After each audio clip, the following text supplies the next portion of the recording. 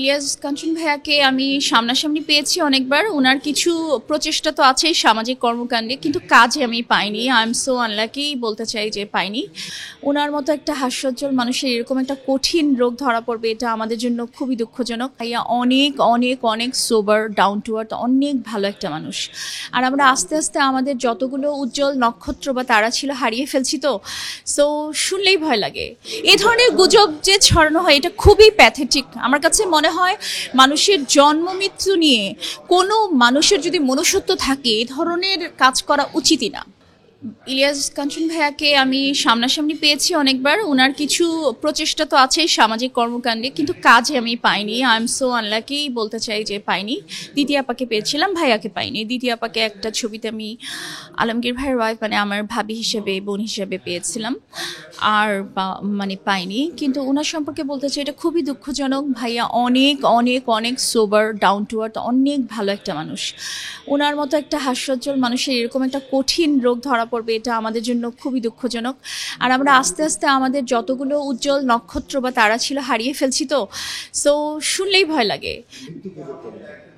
এটা ভুয়া আমার কাছেও মনে হচ্ছে, বিকজ এটা হলে আমরা অ্যাটলিস্ট যারা চলচ্চিত্রের অঙ্গনে একদম সরব, তারা তো জানবই না। আমাদের সমিতি আছে, আমরা জানবো না এরকম কিছু হলে?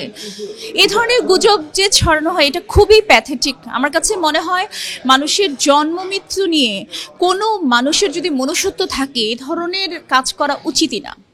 একে তো পরিবারের জন্য এটা খুব অস্বস্তিকর, দ্বিতীয়ত হচ্ছে যে মানুষটা এটা নিউজ পড়বে নিজের বিষয়ে তার কেমন লাগতে পারে। যদি যারা করে তাদের একবার চিন্তা করা উচিত যে আমাদেরকে নিয়ে যদি এরকম করে তাহলে কেমন লাগবে। আর আসলে আমরা কই হারিয়ে যাচ্ছি বলেন? আমরা এই সোশ্যাল মিডিয়ার অ্যাভেলেবিলিটির যে আমরা বেনিফিটস, সেটার থেকে আমরা খারাপের দিকে বেশি যাচ্ছি। ভালো কাজে এটা ব্যবহার না করে আমরা খারাপ দিকে চলে যাচ্ছি। যদি তাই যায় এটা খুব অ্যালার্মিং। আমাদের নেক্সট জেনারেশনের জন্য এটা খুবই অ্যালার্মিং। ধন্যবাদ আপনাকে, ভালো থাকবেন।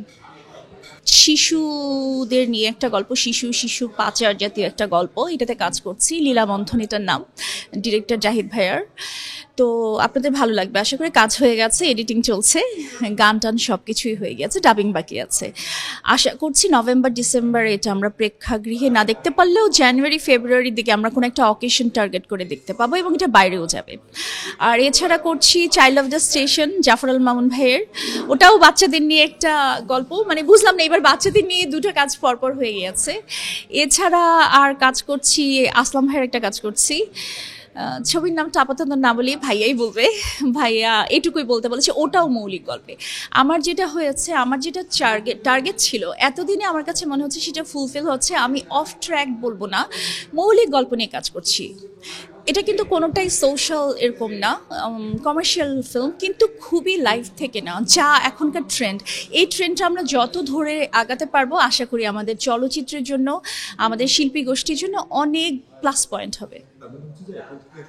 রানিং আছি, পাওয়া যাবে ইনশাল্লাহ, পাওয়া যাবে নিয়মিত চলচ্চিত্রে পাওয়া যাবে। আর এছাড়া তো আমি আসলে অন্য খুব একটা কাজ করি না ভাইয়া। আমার ধরেন দোকান ওপেনিং বা ধরেন টিভিতে কাজ বা ওরকমভাবে তো করি না। আমি ফিল্মটা ভালোবাসি, এটা আমার একটা প্যাশন। আমার কাছে মনে হয় ফিল্মটাই আমার সেকেন্ড হোম। সো যখন যখন আমি সুযোগ পাই ফেরত আসার চেষ্টা করতে থাকি, তারপরে আসি এরকম। আর মাঝখানে যেটা গ্যাপ গেছে, আমি BBA কমপ্লিট করেছিলাম দেশের বাইরের একটা প্রসেসের জন্য, আমার কিছুদিন বাইরেও থাকতে হয়েছে, পেপার রিলেটেড। যেহেতু আমার একটাই ভাইয়া কানাডায় থাকে, সব কিছু মিলিয়ে আসলে হয়ে ওঠে না। এখন আমাকে অ্যাভেইলেবল পাওয়া যাবে আশা করছি। জি জি।